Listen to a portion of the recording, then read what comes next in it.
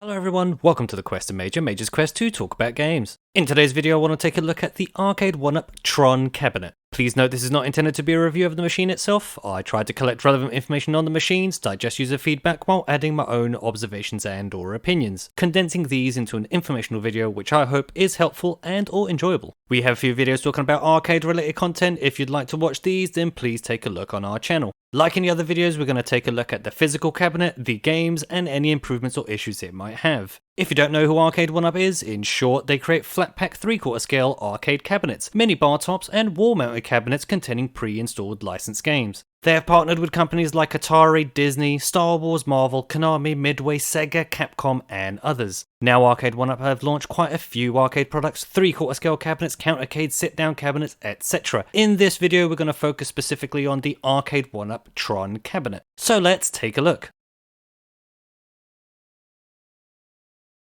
Being a 3/4-ish scale arcade, it stands at 64.7 inches in height, 19.72 inches in width, and 22.13 inches in depth. The design is based on the TRON arcade. Once again, it's split into 3 tiers. We have the riser, the middle, and the top of the cabinet itself. You can see the split right here on the screen. Similar to the Arcade1UP Big Blue, this is not the only similarity between these two cabinets, as TRON is the second tallest cabinet made by Arcade1UP.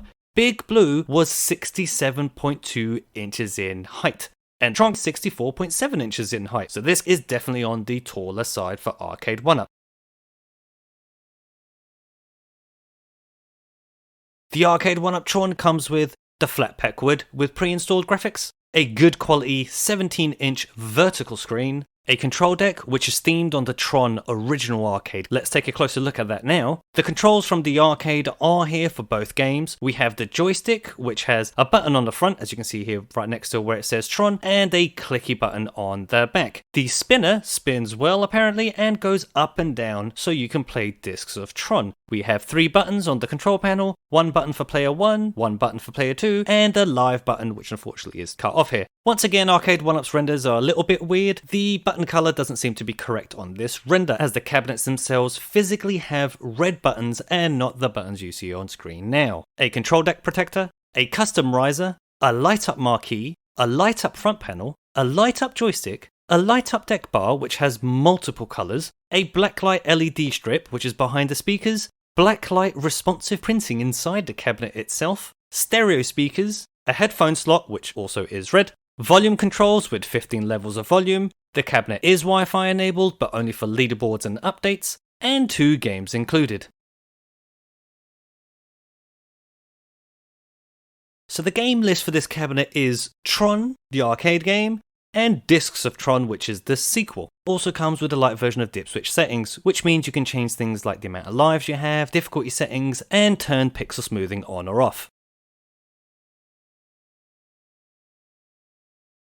Let's take a look at the improvements made by Arcade1UP on this cabinet. The look of the cabinet. In a word, stunning. This is one of the best looking Arcade1UPs in my opinion, following the Atari Star Wars and the Atari Legacy Edition. These look great and really do stand out. The controls. Much like the Atari Star Wars, the controls have been made specifically for the headline game here. Arcade1UP has included the joystick as the main control method for the first time in their cabinets. This joystick itself obviously being themed on the TRON joystick from the arcade, including the spinner which you can pull up on the control panel, which was also a very nice touch. All the lighting. Arcade1UP has gone all out on lighting. We have a light up marquee, we have a light up front panel, we have a light up joystick, we have a light up deck bar, and a blacklight LED strip. The blacklight LED strip is another first for Arcade1UP, and looks wise users are generally happy with this addition, giving another layer of immersion to their gaming experiences. But really looking excellent with the blacklight responsive printing inside the cabinet itself.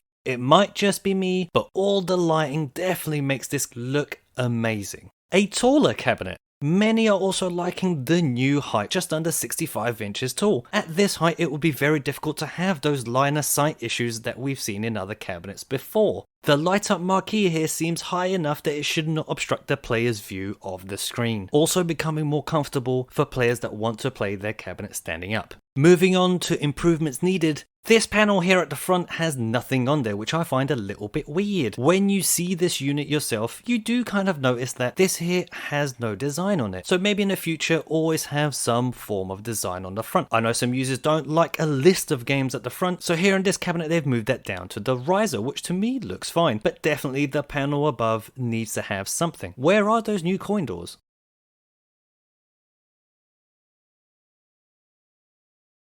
Possible issues and fixes. The game list is small. It's a great looking cab like I just mentioned, but it only has 2 games. Unfortunately, once again, Arcade1UP have included less than 5 games, which is a shame. Some players are saying that they'd love to look at the cab, but the game list is the reason why they would either wait for a price drop or not buy this cabinet at all. If you do not have nostalgia for the games here, or you don't love Tron, are you going to buy this cabinet? Let us know in the comments. So what do you all think of the Arcade1UP TRON Cabinet? Do you like it? Do you dislike it? How would you change it? Please leave your impression down in the comment section. But that's going to do it for today's video. Thank you very much again for watching. If you want to help the channel, please click that like, subscribe, and notification bell for more of our content in the future.